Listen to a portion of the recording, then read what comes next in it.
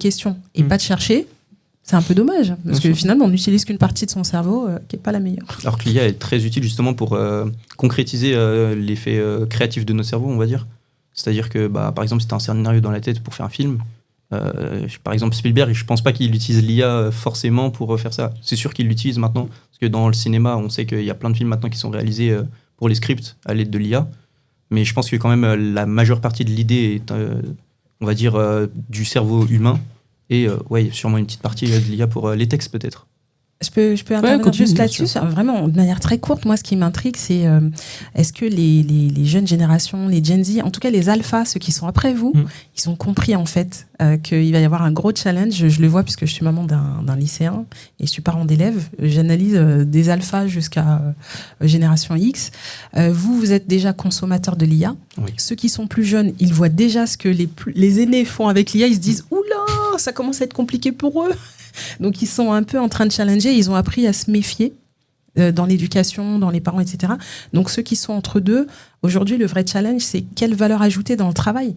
Et c'est ça, en fait, aujourd'hui, ça va être de prouver, en fait, pourquoi un responsable, plutôt que de prendre un être humain jeune, va choisir comment est-ce qu'il va arbitrer entre un jeune et une IA. Et c'est ça qui est le vrai challenge des jeunes aujourd'hui, c'est de prouver la valeur ajoutée. Surtout qu'une IA, pour ChatGPT, c'est 20 € par mois. C'est très peu par rapport à un salaire humain qui serait à 1005, enfin 1006 si je ne me trompe pas. Même plus, à peu près. Et dans tous les cas, voilà. Oui, mais il y a les charges des entreprises, de toute façon, qui doublent quasiment le salaire.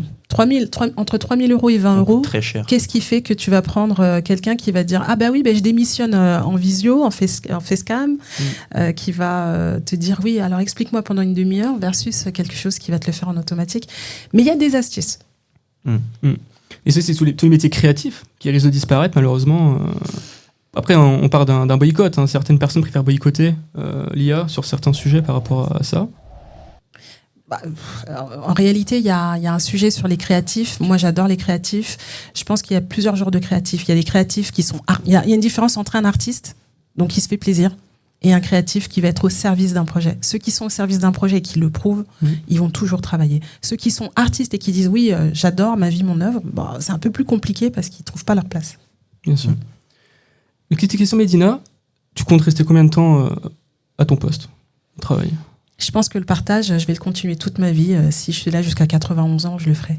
Ce qui est surtout, c'est dans cette nouvelle génération, on va dire, soit les jeunes de moins de 30 ans restent en moyenne 2 à 4 ans en moyenne dans une boîte avant de partir. C'est très peu, ouais. Ils restent très jeunes et beaucoup envisagent, 53% d'eux envisagent de changer de job dans leur vie, de travail carrément. J'aurais même pensé peut-être moins, quasiment.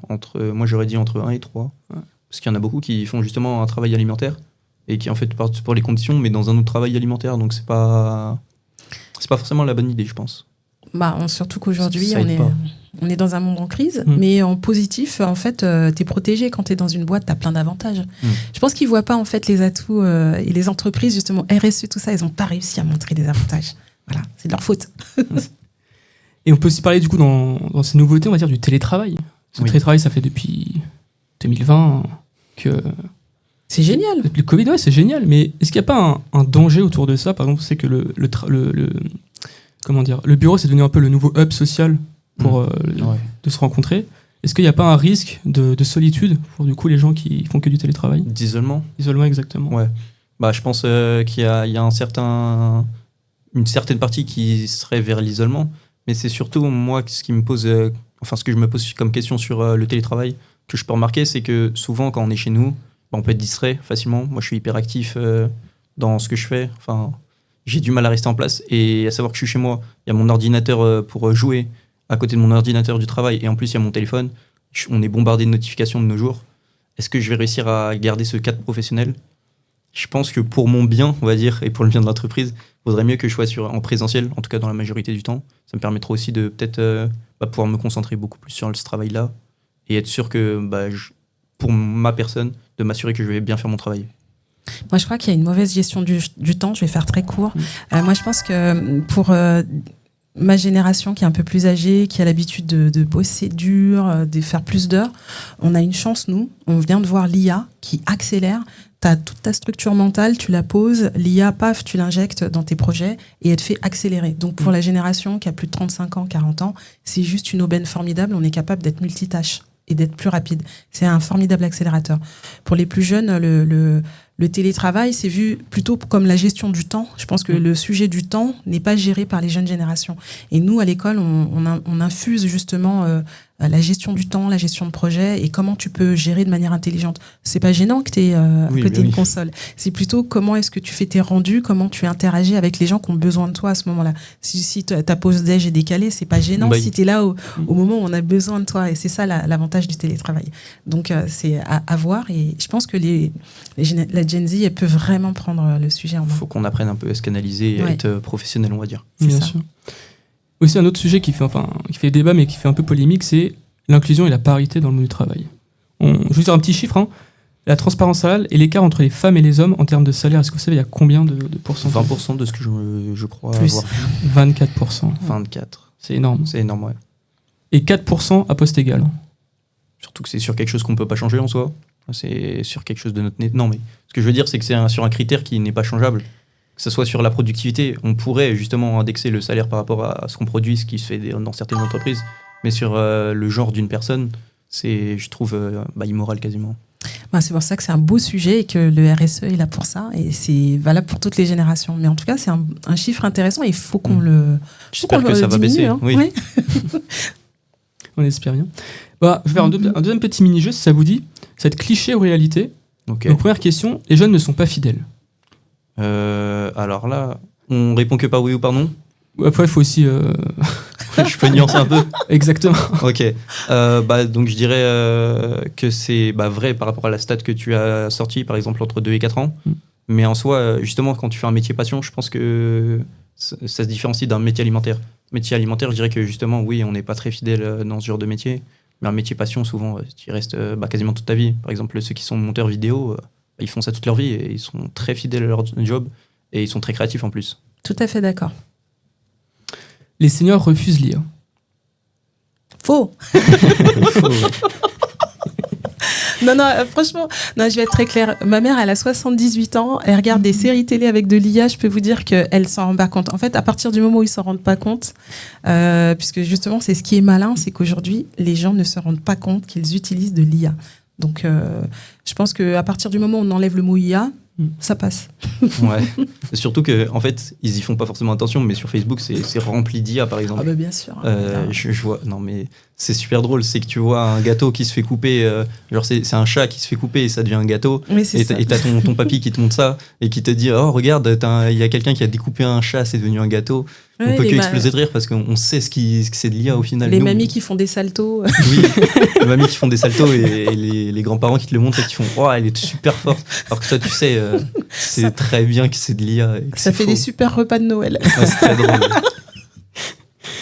On va pouvoir venir du coup à la dernière partie, du coup, que c'est le travail en 2050. Donc, question, comment vous imaginez le travail en 2050 ? Moi, je pense que l'IA sera un point central en général, que ce soit sur le management, je pense, ou pour alléger donc, le travail des managers, avec peut-être de l'analyse des données et de ce que rapportent les différents travailleurs à l'entreprise. Mais je pense que ce qui va être surtout l'aspect le plus à valoriser, on va dire, c'est l'aspect social, qui, avec le télétravail, donc ça nous isole un peu. Mais je pense que justement, il faut qu'on retravaille là-dessus. Donc peut-être que 2050 sera un espace un peu comme un réseau social, où au final, tout le monde sera connecté. Moi, je pense à quelque chose d'un peu plus futuriste, parce que je me souviens, nous, c'était les années 2000, on imaginait les soucoupes volantes, on allait être avec l'overboard, on pensait plein de choses, on s'imaginait une tech complètement incroyable, et finalement, on n'y est pas. Hein. Pas du tout, il n'y a pas de voiture volante, il n'y a rien. Par contre, il y a un nouveau monde qui s'est ouvert à nous, il y a des tentatives avec le métaverse, les mondes virtuels. Moi, je crois beaucoup que le monde virtuel va impacter les générations à venir, puisque vous êtes nés avec le smartphone, avec l'imaginaire, avec des mondes hybrides. Donc ça, je pense que ça va faire partie intégrante de nos vies. Et donc, dans le travail, ça fera partie de nos vies. Ensuite, je pense que les travailleurs, ils vont être classés. Je pense qu'il y aura une note sociale, une note de perf. Moi, comme en Chine, un peu avec... un peu comme dans Black Mirror, où il y a une note sociale. Moi, je pense qu'il y aura une note de perf. Et là, ça commence par le personal branding. D'abord, le personal branding. Et le niveau d'après, ça va être une note sociale sur la performance des gens. Et je pense qu'il y aura des personnes qui vont faire rêver encore et qui pourront avoir un équilibre vie perso, vie privée, qui sauront se positionner dans ce monde qui se prépare. Quand tu penses à des notes, tu penses un peu à des choses comme Uber Eats où on note son livreur, par exemple? Comme les avis, mais là, je pense que c'est comme les humains vont être catégorisés un petit peu par capacité à performer. C'est vraiment, ça commence à le devenir. Regardez, vous regardez le nombre de followers, ça c'est le début, ça. C'est réel. Vous regardez la qualité, le nombre de likes, ça aussi, c'est juste vous qui le regardez. Que deviendront les réseaux sociaux plus tard. On calcule la réussite de quelqu'un à des likes ou des followers, ça ne représente pas forcément son travail. Alors que ça peut être quelqu'un. Mais là, il va y avoir une petite bascule, parce que ça commence avec les médias et ça va continuer, je pense, avec les humains. En tout cas. C'est un peu en Chine, non, il y a une note comme ça, avec des points. Le crédit social. Ouais, c'est ça. Et je pense que le travail, ce sera à peu près ça, en plus du diplôme et en plus des connaissances théoriques. Tu te parlais de métavers, 5 minutes. Est-ce que vous imaginez ou pas du télétravail totalement à distance, enfin à distance du coup oui, mais en métavers. Meta avait lancé son idée de métaverse pour connecter les joueurs à la base. Bon, il y a eu quelques dérives, ce qui ont fait qu'ils ont un peu annulé leur projet, mais je pense que c'est pas une mauvaise chose. Le fait d'avoir un avatar, par exemple, ça éviterait des discriminations et on pourrait se voir un peu comme on veut. Mais je pense que comme le télétravail, ça peut isoler aussi, parce que rester chez soi, voir personne. Être aussi juste au niveau des yeux, ça nous cramer les yeux. Ce qui est être derrière un casque de réalité virtuelle.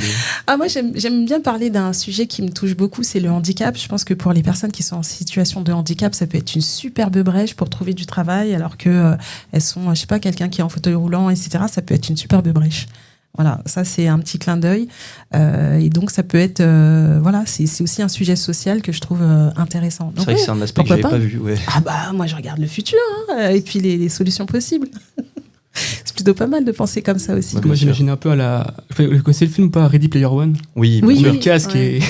Ouais, dans un monde sur leur chaise qui te met dans un autre monde. Et aussi, juste une dernière question. Dites-moi un métier du futur absurde mais plausible à votre avis. Un métier du futur absurde? Ouais, mais plausible. Il y en a plein, je pense. Moi, je commence par le présent, porteur de chewing-gum. Ça existe chez les artistes, c'est absurde. Mais un métier du futur absurde, je te laisse commencer. Wow. Je sais qu'il y a des apiculteurs maintenant. On fait des abeilles robotiques. Donc peut-être apiculteurs, mais qui contrôlent des robots. Donc en fait, ça serait contrôleur de drone au final. Ah si, il y en a un, c'est pas le futur, c'est le présent. Je trouve qu'il y a des influenceurs ou créateurs de contenu stupides, c'est déjà le présent. Des fois, je regarde et il se passe rien, mais ça a toujours été en fait. Je pense que ça va rester. C'est des gens qui se filment, qui ne font rien. Et puis il y a des followers qui viennent juste voir quelqu'un manger. Sur TikTok principalement. C'est un peu flippant ça. C'est un peu flippant. Oui, mais il y a un public pour ça et je pense que dans le futur, oui, il y en aura plein. Ça fait peur ça. Ce sera peut-être pire parce qu'ils vont peut-être faire des choses encore plus folles ou encore plus inintéressantes. Je sais qu'il y avait des youtubeurs qui restaient 24 heures à juste dire un mot. C'est terrible. Ouais, mais je pense que ça va être plutôt des performeurs comme ça, et puis il va y avoir des annonceurs derrière, et puis il y aura tout un système. Et c'est plus le fait d'avoir des gens qui se disent ça peut être un métier qui me fait peur que le fait qu'ils le. En fait, finalement, tant mieux pour eux. C'est une opportunité, c'est une façon d'exister. Mais si les gens se disent c'est un métier, là, ça commence à me poser question. Je souhaite à personne de devoir faire ça comme métier, on va dire. C'est forcément une passion. Ouais. Après, peut-être pour eux, c'est une passion, mais je vois pas ça, moi, comme un métier passion, en tout cas. Oui, voilà. Bon, pour certains, si, mais on verra. Merci beaucoup, en tout cas. Merci beaucoup. On a fini ce live. Ouais, c'était plutôt sympa. Et puis, toi, tu t'es pas contre notre génération, ça va? Non, pas de problème. En tout cas, moi, je pense qu'on doit être dans l'entraide et qu'on a tous des compétences à s'apporter et des connaissances que vous avez que nous, on n'a sûrement pas. Et nous, on a besoin de la nouvelle génération et il y en a qui font vraiment des pépites dans leurs entreprises. C'est juste génial. Et je pense qu'on doit réconcilier les générations. Pareil. Oui, je suis tout à fait d'accord. Qu'on sache vivre ensemble, au final. C'est le plus important. Bah oui, on se manque. J'aimerais juste faire un petit truc tous ensemble. C'est vous dites de faire un petit voisa dans le micro. Bien sûr. Vous êtes prêts? Tu veux me faire des comptes? Vas-y. 1, 2, 3. Waza!